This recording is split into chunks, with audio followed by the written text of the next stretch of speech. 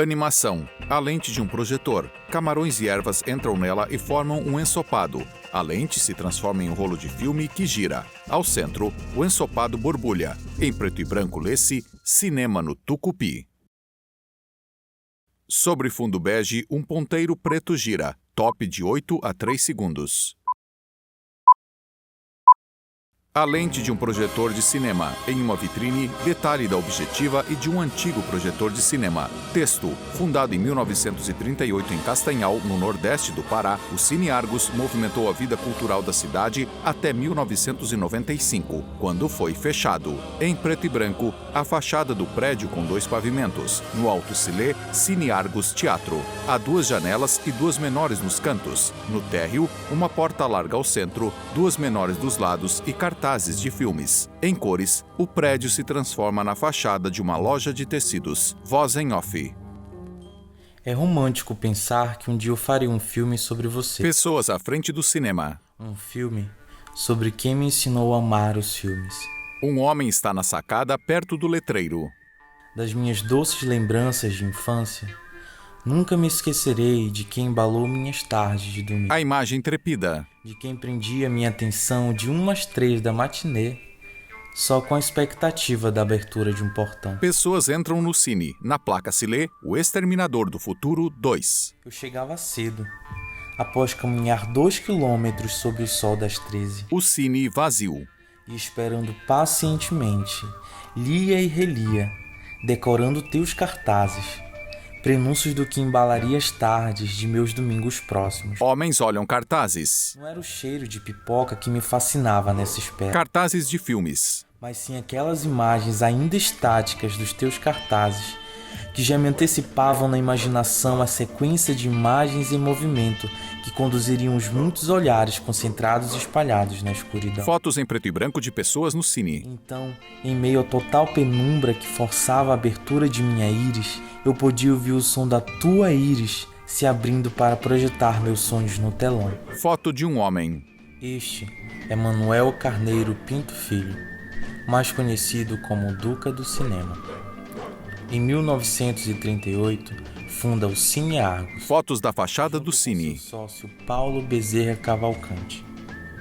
O cinema de seu Duca influenciou gerações durante quase 60 anos. No letreiro se lê Hoje, Memórias do Cine Argos, um filme de Edivaldo Moura. O cinema ele ficava na Barra do Rio Branco. Imagem aérea. Entre a Máximo Porpino e a Quintino Bocaiúva. O centro da cidade, a referência era aqui. Arquimino Cardoso, frequentador do Cine Argos. O que era o lazer? Era o Cine Argos, a praça. Fotos em preto e branco da Matriz de São José, Praça da Bandeira e Escola Cônego Leitão. De frente à Igreja de São José era um areal, que anteriormente teve um coreto. Então as pessoas, ou depois da missa, ficavam passeando na praça, né? Ou iam ao cinema. O cinema... Valber Pereira, frequentador do Cine Argos. Sábado e domingo era como se fosse um evento sagrado, sacralizado. Aquelas fechadas de janela antes de começar o filme, falei, troque, as janelas iam fechando e aquela emoção ia chegando. Quando escurecia a sala, era uma animação, era uma gritaria. E o seu Duca ficava doido para organizar, para o pessoal não bater naquelas cadeiras de pau, cadeira de madeira. Foto das cadeiras. Que a ordem era concentração que o filme ia começar. Pedro Carneiro, filho de seu Duca. A música anunciava os filmes, até o papai chamava de Departamento de Publicidade do Cine Argos. Moacir Silva, pintor de cartazes e locutor do Cine Argos. Em cima do trilho do trem, que ficava uma parte assim elevada onde passava o trilho. Fotos. O pessoal ficava ali escutando as músicas, escutando tudo, conversando, até começar a sessão. E tinha uma música característica que tocava quando era a última da programação, que já era para começar o filme. Valber canta.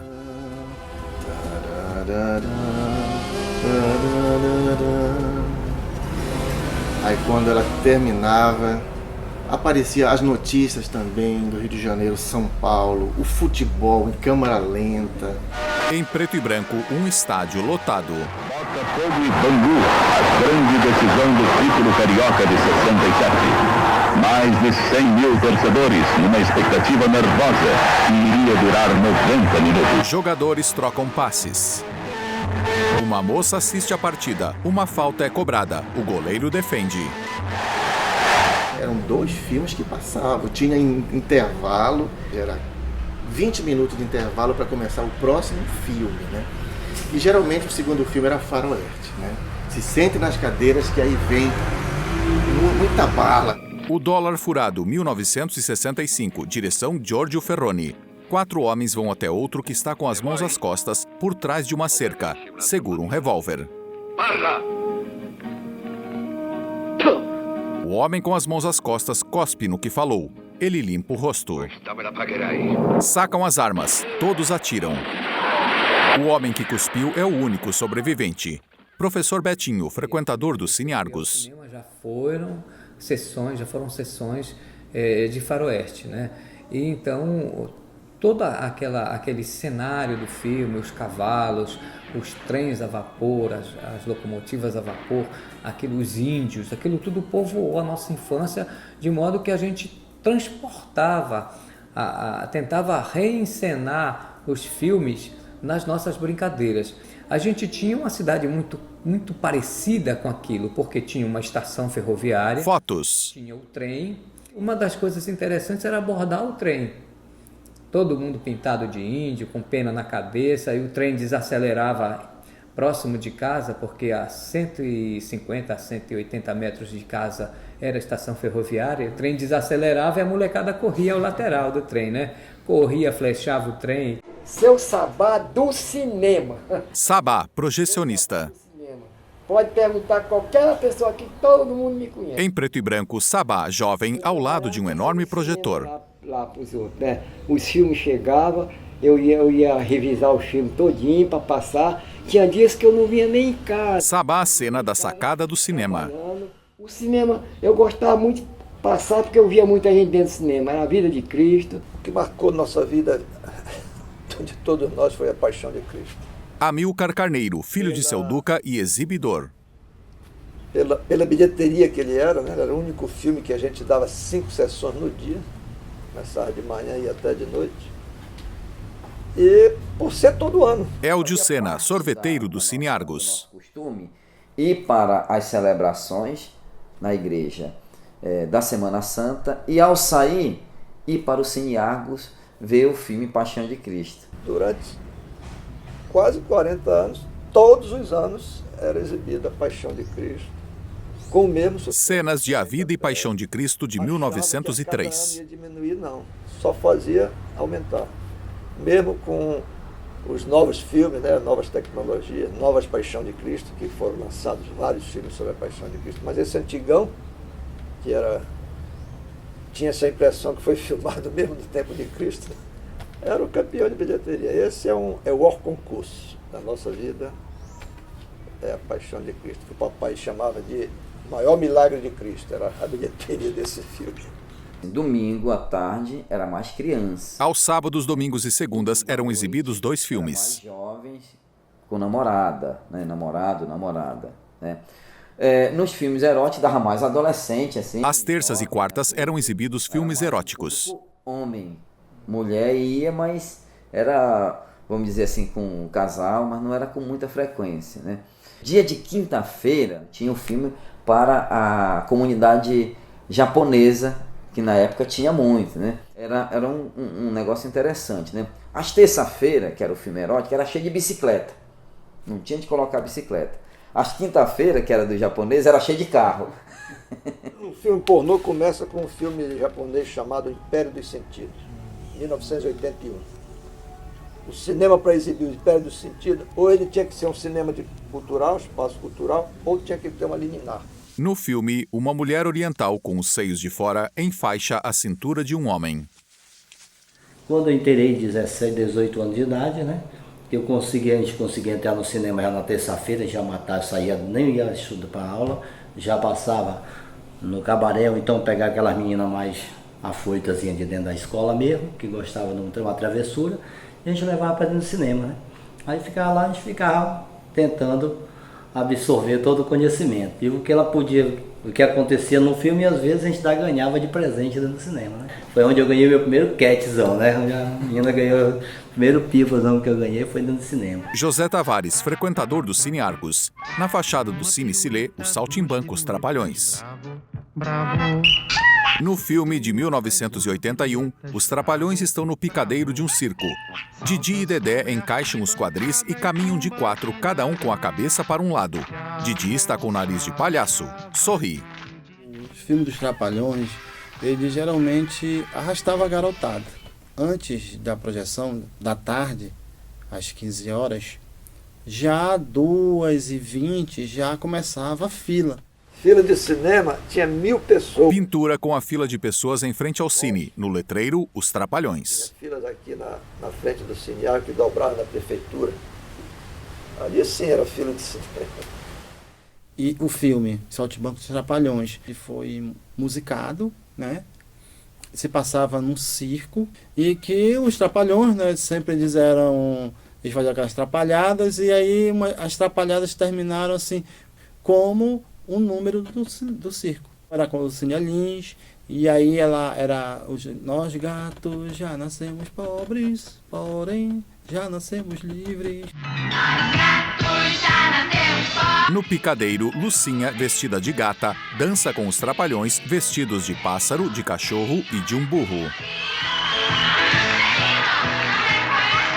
Eu lembro que tinha aquela meninada que não podia pagar, mas ia lá para frente do cinema piruar, né? Às vezes a gente queria furar, a gente não tinha um dinheiro para entrar, né? E queria passar sem pagar, né? Ficava um na roleta para passar e o outro ficava no meio da perna. Aí ele empurrava, quando ele puxava a roleta, o outro empurrava. Aí ele queria voltar, o outro a gente não deixava. Aí já tinha que outro passar, já queria segurar esse outro, o outro entrava dentro do cinema. Aí não pegava mais. Tinha muito moleque pega. Um homem na portaria do cine. Eles queriam entrar e pedir para mim. Aí eu dizia para ele, não, senhor, paga. Se não pagar, não é. Pati, porteiro e zelador do Cine Argos. Aí, não deixa, né? Tá bem. Ele sumia. Que quando dei fé, dava fé, vinha um lá de dentro, fulano de tal, pediu que está para te deixar ele entrar. E tu não deixou? Ele tá vendo filme, sentado na cadeira. O que, rapaz? Ele tá vendo filme? Aí eu deixava um lá na porta. Aí, ó. Ia procurar ele, era meio escuro, mas estava acostumado. Ia procurar ele. Quando eu dava fé, ele estava escondido debaixo da cadeira do cinema. Pati ri em uma sala e à época em frente ao cine. Depois que o cinema fechou, já eu ando ainda achando gente velho, viu? Escutando gente velho, que dizia assim, tá me conhecendo? Não, eu sou aquele moleque, daquele filho pequeno, que eu furava o cinema e tu não via. Marcos Jatene, frequentador do Cine Argos. Então ninguém conhecia muito esse termo, e o filme era o Terremoto. E pela primeira vez usaram um sistema de som que dava a sensação de tremor, né, no cinema. A gente vibrava com aquele som, né, porque a gente estava acostumado só com som frontal, né, e o terremoto trouxe aquele monte de caixa de som ao redor da gente, né, então tinha uma sensação de vibração das coisas caindo, prédio caindo. Terremoto, 1974. Objetos caem em uma sala. Um senhor com os olhos arregalados vai à janela. Prédios desmoronam. Pessoas pulam de uma janela. Quando começou realmente aquele tremor, né, umas caixas de som constantes, aí o neguinho começou a correr, muita gente não entendeu direito o que estava acontecendo. Foi um dia em que eu estava na parte de cima do cinema, tinha algumas cadeiras lá, chupando um sorvete, e de repente eu joguei o sorvete lá para baixo, ele caiu em cima da cabeça do seu Duca, o dono do cinema. Ele rapidamente olhou para cima, viu a minha cara, saiu correndo, subindo as escadas, e eu tentando me esconder do seu Duca. Foto em preto e branco de seu Duca. Assim, para nós, para mim principalmente, uma pessoa que foi duas coisas para mim. Foi um segundo pai e foi um professor. Porque ele era um homem muito preparado. Ele tinha uma cultura geral muito boa. Ele era uma pessoa muito boa, amigo de todos. Dona Nila Carneiro, esposa de seu Duca. Ela é uma senhora branca de cabelos grisalhos, usa óculos de grau. Sempre gostava de ajudar as pessoas quando acompanhava. Fotos dela com seu Duca. Foi muita luta, muita dificuldade, mas graças a Deus ele venceu. Seu Duca, além de exibidor, distribuía filmes para mais de 30 cinemas no norte do Brasil. De volta à Lagoa Azul, ainda me lembro que fosse isso. Eu só quero que você dê uma boa revisão, que esse filme está meio maltratado. Ademar dos Santos, técnico e projecionista do Cine Argos. Na saída dele eu estava lá em cima. Quer ir comigo? Eu digo, não, tá com medo? Eu digo, não. Na segunda-feira, a mulher foi me acordar com a notícia. Só mandou uma notícia do seu Duca, ele sofreu um desastre. Vai dar agora coisa. Aí depois eu me levantei quando o seu Duca faleceu num desastre. Puta que pariu. Morreu. Tive 2 pais e perdi todos os 2. Em 82, quando meu pai morreu, coincidentemente, começa a comercialização do VHS, né? Do videocassete. E aí eu mesmo dizia, não, o videocassete não vai substituir isso. Manchete e foto em jornal. Igreja substitui único cinema de Castanhal. Para se inscrever, se cadastrar na locadora, pagava uma fortuna. Tal. Logo você se cadastrava de graça. Então foi crescendo muito rápido. No dia 30 de setembro de 95, a família Carneiro decide encerrar, né, as atividades do Cine Argos. Funcionou ali uma igreja pentecostal. Fotos. Depois uma boate. E atualmente ainda está alugado, é uma loja de material de plástico. O final do Cine Argos foi um sentimento de vazio. Né? Por que esse sentimento de vazio?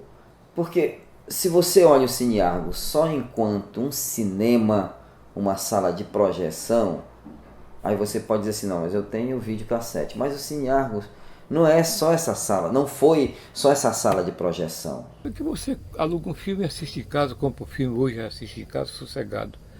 Mas não é aquela imensa tela panorâmica, cinemascópica, que passava uma diligência, que parece que você acompanhava com a vista. Hoje é televisãozinha, agora que ela tem essa LED de 60 polegadas, essas coisas. Mas não é como um cinema.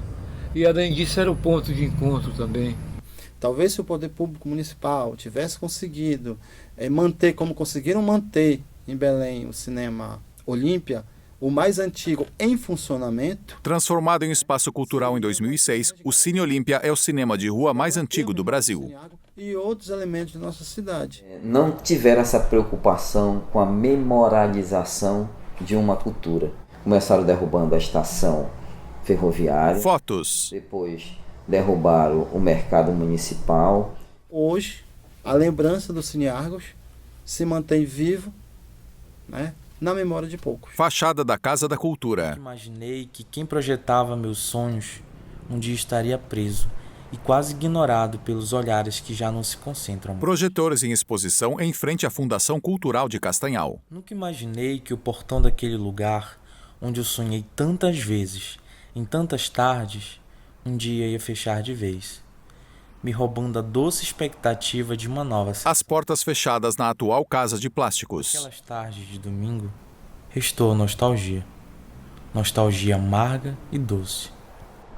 Amarga pela dessacralização de um recinto de culto à arte. Doce, como doces são minhas lembranças de infância. Lembranças que compõem tuas memórias. Memórias que se perdem com o tempo, que morrem com as pessoas, mas que clamam não morrer. Memórias de quem marcou a vida de uma cidade e a ensinou a amar o cinema. Memórias do Cine Argos. A imagem do Cine Argos é projetada à frente da atual loja. Departamento de Publicidade do Cine Argos. Estamos apresentando a nossa programação noturna.